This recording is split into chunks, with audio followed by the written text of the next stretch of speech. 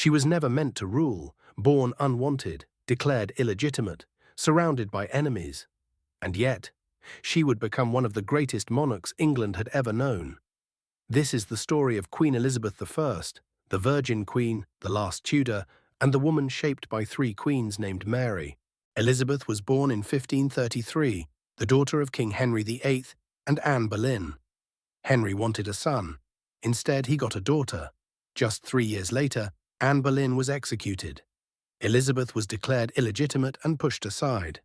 From the very beginning, Elizabeth learned one thing: survival came before everything. Elizabeth grew up exceptionally intelligent.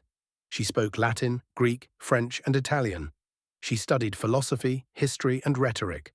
But intelligence was dangerous, because England was about to fall under the rule of a queen who feared her.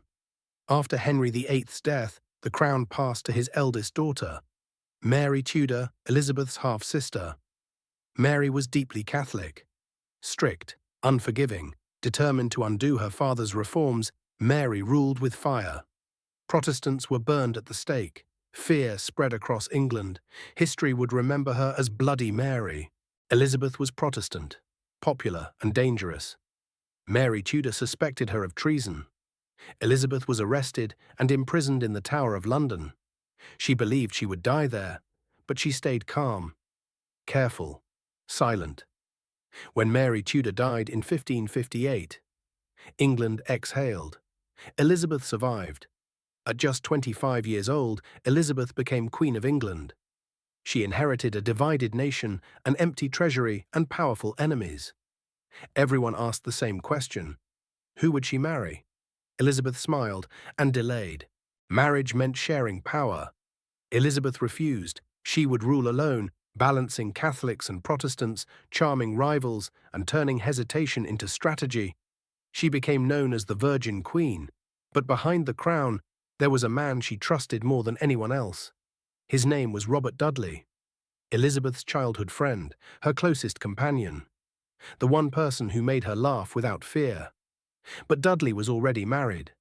When his wife died under mysterious circumstances, scandal followed.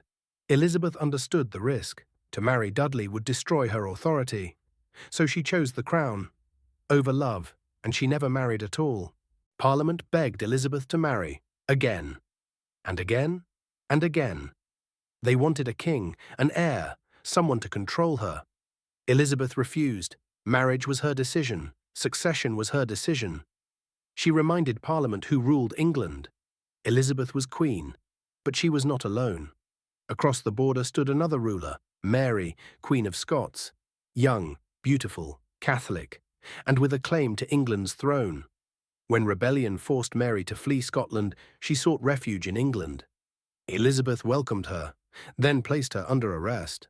For nearly 20 years, Mary, Queen of Scots, lived under house arrest. But even imprisoned, she was dangerous. Catholic plots formed around her name.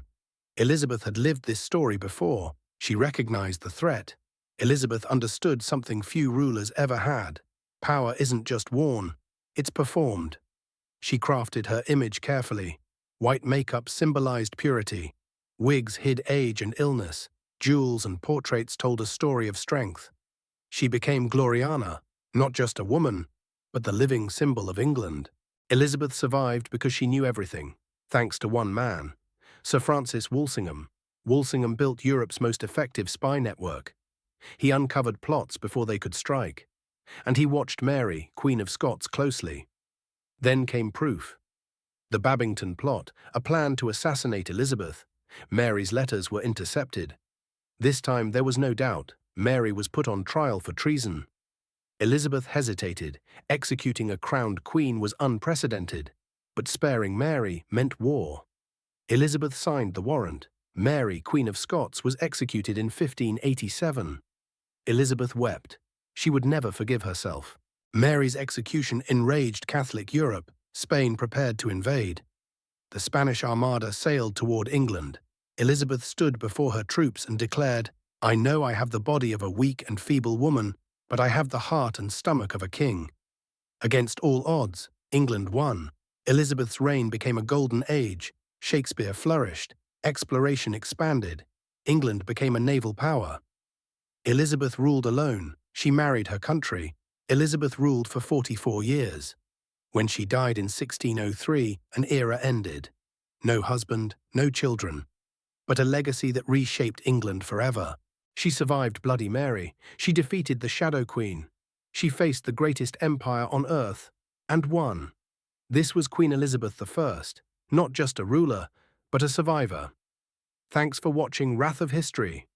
If you loved the story of Queen Elizabeth, give us a like and hit that subscribe button for more amazing animated journeys through time.